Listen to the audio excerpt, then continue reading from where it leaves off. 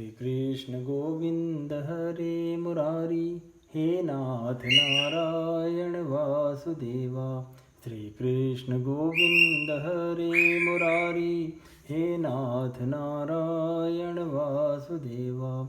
हे नाथ नारायण वासुदेवा, हे नाथ नारायण वासुदेवा।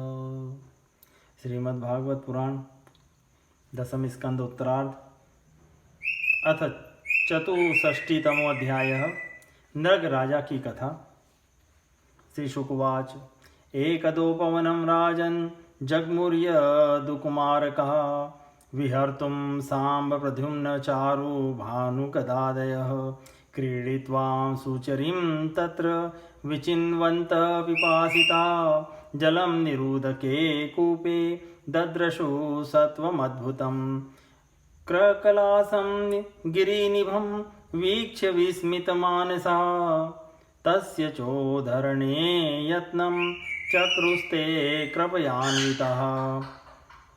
चर्मजयस्तां तवे पाशैर्बदध्वा पतितमर्भकः, नाशकुर्वन् समद्धर्तुं कृष्णाया चक्षुरुत्सुकः। श्री सुखदेव जी कहते हैं, प्रिय परीक्षित, एक दिन सांब, प्रद्युम्न, चारु, भानु और गद आदि यदुवंशी राजकुमार घूमने के लिए उपवन में गए।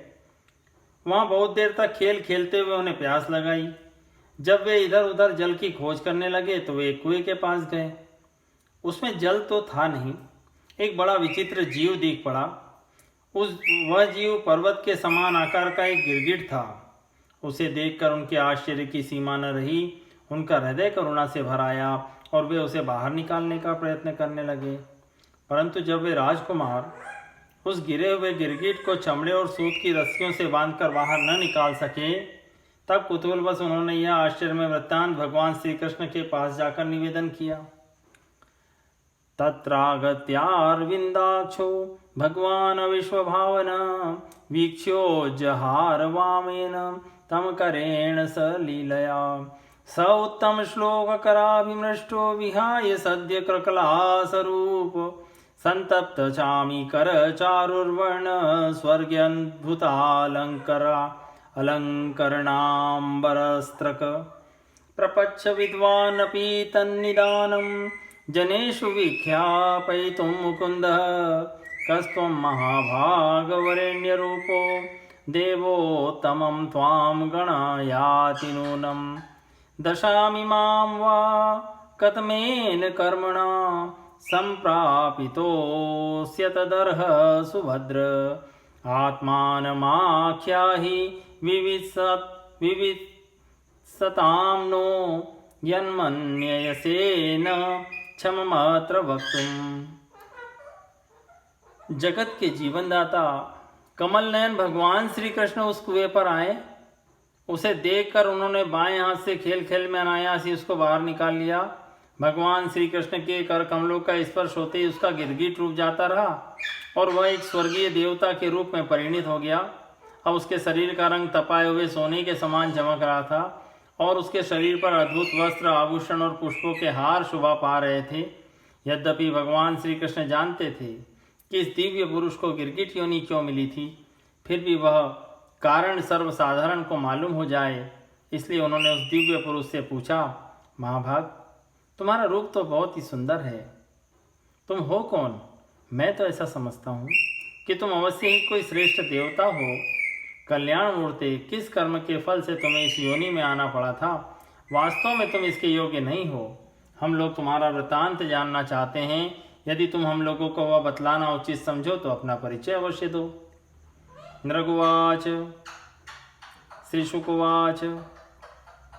इति स्म राजा संपृष्ट कृष्णेनानन्तमूर्तिना, माधवं प्रणिपत्याह किरीटेनार्कवर्चसा। श्री सुखदेव जी कहते हैं, परीक्षित, जब अनंत मूर्ति भगवान श्री कृष्ण ने राजा नृग से, क्योंकि वे ही इस रूप में प्रकट हुए थे, इस प्रकार पूछा, तब उन्होंने अपना सूर्य के समान ज्वाजल्यमान मुकुट झुकाकर भगवान को प्रणाम किया और वे इस प्रकार कहने लगे। भगवाच। नृको नाम नरेन्द्रोह मिथ्याकुतनय प्रभो दानि व्याख्यायमानेषु यदि ते कर्णमां स्पृशम् किं नु ते विदितं नाथ सर्वभूतात्मसाक्षिण कालेनाव्याहत दृश्यो व्यक्षेथापितवाज्ञया। राजा नृग ने कहा, प्रभु मैं महाराज इक्ष्वाकु का पुत्र राजा नृग हूँ। जब कभी किसी ने आपके सामने दानियों की गिनती की होगी तब उसमें मेरा नाम भी अवश्य ही आपके कानों में पड़ा होगा। प्रभु आप समस्त प्राणियों की एक एक वृत्ति के साक्षी हैं। भूत और भविष्य का व्यवधान भी आपके अखंड ज्ञान में किसी प्रकार की बाधा नहीं डाल सकता। अतः आपसे छिपा ही क्या है। फिर भी मैं आपकी आज्ञा का पालन करने के लिए कहता हूँ। यावत्यसिकता भूमिर्यावत्यो दिवितारका यावत्यो वर्षधाराश्च तावतीर्ददामि स्म गः पयस्विनीस्तरुणी शीलरूप गुणोपपन्ना कपिला हेमशृङ्गी न्यायार्जितारूप्य खुरासवत्सा दुकूलमारा भरणा ददावहम् स्वलङ्कृतेभ्यो गुणशीलवदभ्य सीदत्कुटुम्बेभ्य ऋतव्रतेभ्य तपश्रुतब्रह्मवदान्यसदभ्य प्रादां युवभ्यो द्विजपुङ्गवेभ्य गोभूहिरण्यायतनाश्वहस्तिन कन्या सदासी स्थिलरूप्यशय्या वासांसि रत्नानि परीच्छद्दानरथा निष्ठं च यज्ञे शरितं च पूर्तं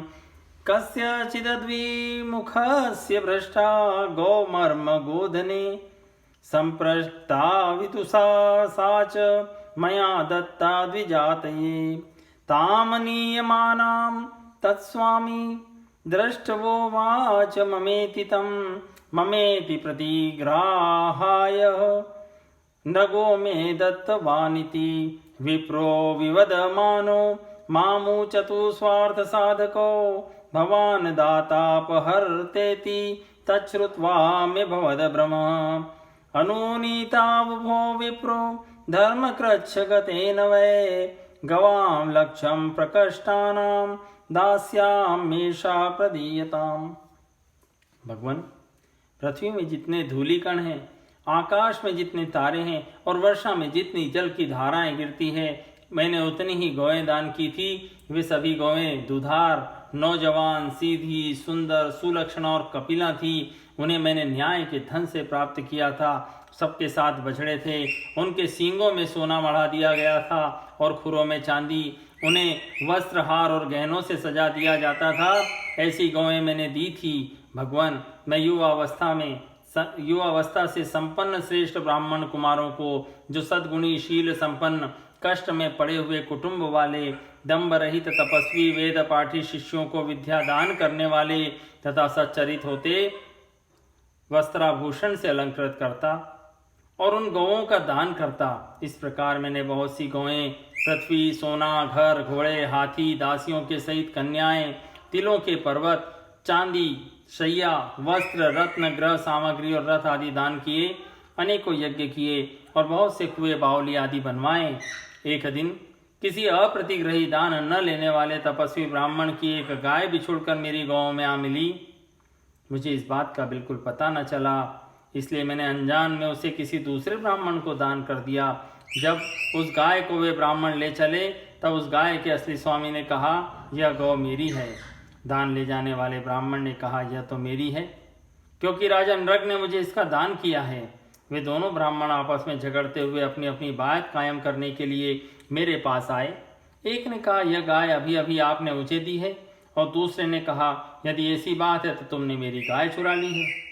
भगवान, उन दोनों ब्राह्मणों की बात सुनकर मेरा चित्त भ्रमित हो गया।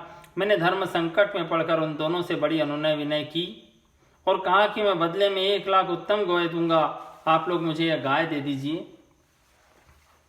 मैं आप लोगों का सेवक हूं, मुझसे अनजान में यह अपराध बन गया है। भवन्तावनुगृहीतां किङ्करस्या विजानतः समुद्धरत मां कृच्छात पतन्तं निर्येषु च नाहं प्रतीच्छे वैराजन्नीत्युक्त्वा स्वाम्यपाक्रमत न्यान्यद गवामप्ययुतमिच्छामीत्यपरो ययो एतस्मिन्नन्तरे याम्यैर्दूतैर्नीतो यमक्षयं यमेन पृष्टस्तत्राहं देवदेव जगत्पते पूर्वं ततमशुभं भुक्षे उताहो नृपते शुभं नान्तं दानस्य धर्मस्य पश्ये लोकस्य भास्वतः पूर्वं देवाशुभं भुजम् इति प्राह पतेति सः तावद्राक्षमात्मानं क्रकलांसं पतन प्रभो ब्रह्मणस्य वदान्यस्य तवदासस्य केशव स्मृतिर्नाद्यापि विध्वस्त्वा भवन् सन्दर्शनार्थिनः स त्वं कथं मम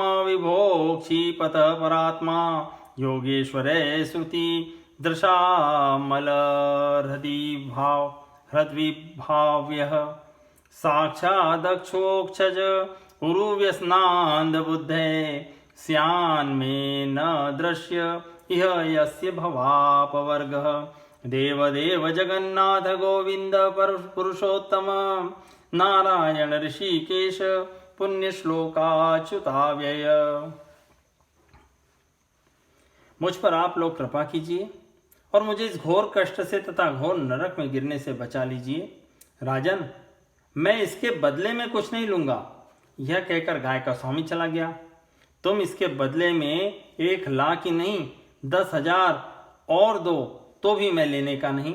इस प्रकार कहकर दूसरा ब्राह्मण भी चला गया। देवादिदेव जगदीश्वर इसके बाद आयु समाप्त होने पर यमराज के दूत आए और मुझे यमपुरी ले गए। वहाँ यमराज ने मुझसे पूछा, राजन, तुम पहले अपने पाप का फल भोगना चाहते हो या पुण्य का? तुम्हारे दान और धर्म के फलस्वरूप तुम्हें एक ऐसा तेजस्वी लोक प्राप्त होने वाला है जिसकी कोई सीमा ही नहीं है। भगवान, तब मैंने यमराज से कहा, देव, पहले मैं अपने पाप का फल भोगना चाहता हूँ। और उसी क्षण यमराज ने कहा, तुम गिर जाओ। और उनके ऐसा कहते ही मैं वहाँ से गिरा और गिरते ही समय मैंने देखा कि मैं गिरगिट हो गया हूँ। प्रभो, मैं ब्राह्मणों का सेवक, उदार, दानी और आपका भक्त था। मुझे इस बात की उत्कट अभिलाषा थी कि किसी प्रकार आपके दर्शन हो जाएं। इस प्रकार आपकी कृपा से मेरे पूर्व जन्मों की स्मृति नष्ट न हुई। भगवान, आप परमात्मा हैं। बड़े बड़े शुद्ध हृदय योगीश्वर उपनिषदों की दृष्टि से, अभेद दृष्टि से अपने हृदय में आपका ध्यान करते रहते हैं। इंद्रियातीत परमात्मन, साक्षात आप मेरे नेत्रों के सामने कैसे आ गए? क्योंकि मैं तो अनेक प्रकार के व्यसनों, दुखद कर्मों में फंसकर अंधा हो रहा था। आपका दर्शन तो तब होता है जब संसार के चक्कर से छुटकारा मिलने का समय आता है। देवताओं के भी आराध्य देव पुरुषोत्तम गोविंद, आप ही व्यक्त और अव्यक्त जगत तथा जीवों के स्वामी हैं। अविनाशी अच्युत, आपकी कीर्ति पवित्र है। अंतर्यामी नारायण, आप ही समस्त वृत्तियों और इंद्रियों के स्वामी हैं। अनुजानीहि मां कृष्ण यान्तं देवगतिं प्रभो यत्र क्वापि सतश्चेतो भूयान्मे त्वत्पदास्पदम्। नमस्ते सर्वभावाय ब्रह्मणेऽनन्तशक्तये कृष्णाय वासुदेवाय योगानां पतये नमः। इत्युक्त्वा तं परिक्रम्य पादौ स्पृष्ट्वा स्वमौलिना अनुज्ञातो विमानाग्रयमारुहत पश्यतां नृणां। कृष्ण परिजनं प्राह भगवान् देवकीसुतः ब्रह्मण्यदेव धर्मात्मा राजन्याननुशिक्षयन्। दुर्जरं बत ब्रह्मस्वं भुक्तमग्नेर्मनागपि तेजीयसोऽपि किमुत राज्ञामीश्वरमानिनां। नाहं हालाहलं मन्ये विषं यस्य प्रतिक्रिया ब्रह्मस्वं हि विषं प्रोक्त नास्य प्रतिविधिर्भुवि। हीनस्ति विषमत्तारं वन्हिरद्भिः प्रशाम्यति कुलं समूलं दहति ब्रह्म स्वारणे पावकः ब्रह्म स्वमधुरनुज्ञातं भुक्तिं हन्ति त्रिपुरुषं प्रसह्यतु बलाद भुक्तं दश पूर्वान् दशापरान्। प्रभो श्री कृष्ण, मैं अब देवताओं के लोक में जा रहा हूँ, आप मुझे आज्ञा दीजिए। आप ऐसी कृपा कीजिए कि मैं चाहे कहीं भी क्यों न रहूँ, मेरा चित्त सदा आपके चरण कमलों में ही लगा रहे। आप समस्त कार्यों और कारणों के रूप में विद्यमान हैं, आपकी शक्ति अनंत है और आप स्वयं ब्रह्म हैं। आपको मैं नमस्कार करता हूँ। सच्चिदानंद स्वरूप सर्वांतर्यामी वासुदेव कृष्ण, आप समस्त योगों के स्वामी योगेश्वर हैं। मैं आपको बार बार नमस्कार करता हूँ। राजा नृग ने इस प्रकार कहकर भगवान की परिक्रमा की और अपने मुकुट से उनके चरणों का स्पर्श करके प्रणाम किया। फिर उनसे आज्ञा लेकर सबके देखते ही देखते वे श्रेष्ठ विमान पर सवार हो गए। राजा नृग के चले जाने पर ब्राह्मणों के परम प्रेमी, धर्म के आधार देवकी नंदन भगवान श्री कृष्ण ने क्षत्रियों को शिक्षा देने के लिए वहां उपस्थित अपने कुटुंब के लोगों से कहा, जो लोग अग्नि के समान तेजस्वी हैं, वे भी ब्राह्मणों का थोड़े से थोड़ा धन हड़प कर नहीं पचा सकते। फिर जो अभिमानवश झूठ मूठ अपने को लोगों का स्वामी समझते हैं, वे राजा तो क्या पचा सकते हैं। मैं हलाहल विष को विष नहीं मानता, क्योंकि उनकी चिकित्सा होती है। वस्तुतः ब्राह्मणों का धन ही परम विष है, उसको पचा लेने के लिए पृथ्वी में कोई औषध, कोई उपाय नहीं है। हलाहल विष केवल खाने वाले का ही प्राण लेता है और आग भी जल के द्वारा बुझाई जा सकती है, परंतु ब्राह्मण के धन रूप अग्नि से जो आग पैदा होती है वो सारे कुल को समूल जला डालती है। ब्राह्मण का धन यदि उसकी पूरी सम्मति लिए बिना भोगा जाए तो वह भोगने वाले, उसके लड़के और पौत्र, इन 3 पीढ़ियों को ही चौपट करता है। परंतु यदि बलपूर्वक हट करके उसका उपभोग किया जाए तो पूर्व पुरुषों की 10 पीढ़ियां और आगे की भी 10 पीढ़ियां नष्ट हो जाती है।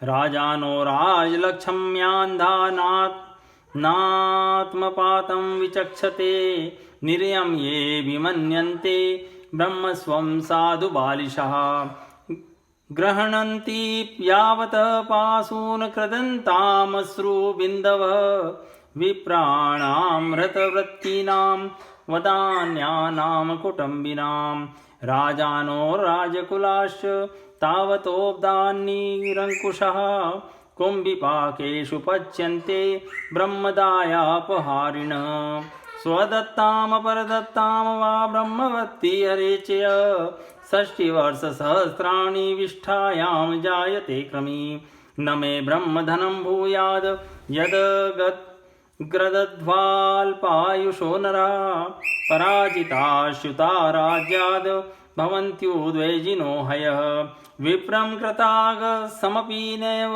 दुह्यत मामकः ध्यन्तं बहु शपन्तं वा नमस्कुरत नित्यशः यथाहं प्रणमे विप्राननुकालं समाहित यथा नमत यूयं च योऽन्यथा मे सदण्डभाक् ब्राह्मणार्थो यपरतो हर्तारं पातयत्यध अजानन्तमपि हेन नृगं ब्राह्मण गौरिव एवं विश्राव्य भगवान् मुकुन्दो द्वारकोकसः पावन सर्वलोकानां विवेश निज मंदिरम। जो मूर्ख राजा अपनी राज लक्ष्मी के घमंड से अंधे होकर ब्राह्मणों का धन हड़पना चाहते हैं, समझना चाहिए कि वे जानबूझकर नरक में जाने का रास्ता साफ कर रहे हैं। वे देखते नहीं कि उन्हें अधपतन के कैसे गहरे गड्ढे में गिरना पड़ेगा। जिन उदार हृदय और बहुकुटुंबी ब्राह्मणों की वृत्ति छीन ली जाती है, उनके रोने पर उनके आंसू की बूंदों से धरती के जितने धूलिकण भीगते हैं, उतने वर्षों तक ब्राह्मण के स्वत्व को छीनने वाले उस उच्छृंखल राजा और उसके वंशजों को कुंभीपाक नरक में दुख भोगना पड़ता है। जो मनुष्य अपनी या दूसरों की दी हुई ब्राह्मणों की वृत्ति, उनकी जीविका के साधन छीन लेते हैं, वे 60,000 वर्ष तक विष्ठा के कीड़े होते हैं। इसलिए मैं तो यही चाहता हूँ, यही कि ब्राह्मणों का धन कभी भूल से भी मेरे कोष में न आए क्योंकि जो लोग ब्राह्मणों के धन की इच्छा भी करते हैं उसे छीनने की बात तो अलग रही, वे इस जन्म में अल्पायु शत्रुओं से पराजित और राज्य भ्रष्ट हो जाते हैं और मृत्यु के बाद वे दूसरों को कष्ट देने वाले सांप ही होते हैं। इसलिए मेरे आत्मियों, यदि ब्राह्मण अपराध करे तो भी उससे द्वेष मत करो। वह मार ही क्यों न बैठे या बहुत सी गालियां या शाप ही क्यों न दे, उसे तुम लोग सदा नमस्कार ही करो। जिस प्रकार मैं बड़ी सावधानी से तीनों समय ब्राह्मणों को प्रणाम करता हूँ, वैसे ही तुम लोग भी किया करो। जो मेरी इस आज्ञा का उल्लंघन करेगा उसे मैं क्षमा नहीं करूँगा, दंड दूंगा। यदि ब्राह्मण के धन का अपहरण हो जाए तो अपहृत धन उस अपहरण करने वाले को अनजान में उसके द्वारा यह अपराध हुआ हो तो भी अधपतन के गड्ढे में डाल देता है। जैसे ब्राह्मण की गाय ने अनजान में उसे लेने वाले राजा नरक को नरक में डाल दिया था। परीक्षित, समस्त लोगों को पवित्र करने वाले भगवान श्री कृष्ण द्वारका वासियों को इस प्रकार उपदेश देकर अपने महल में चले गए। इति श्रीमद्भागवते महापुराणे पारमहंस्यां संहितायां दशम स्कंदे उत्तरार्धे नृगोपाख्यानं नाम 64तमोऽध्यायः सम्पूर्णम्।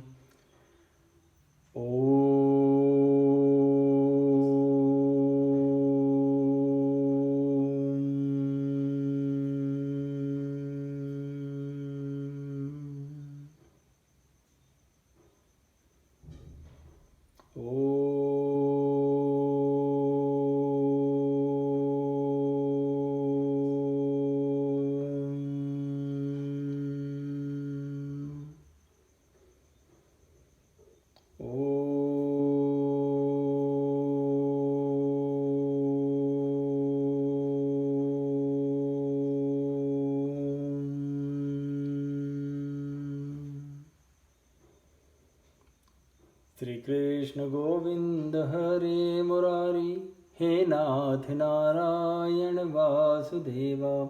श्री कृष्ण गोविंद हरे मुरारी, हे नाथ नारायण वासुदेवा। हे नाथ नारायण वासुदेवा, हे नाथ नारायण वासुदेवा।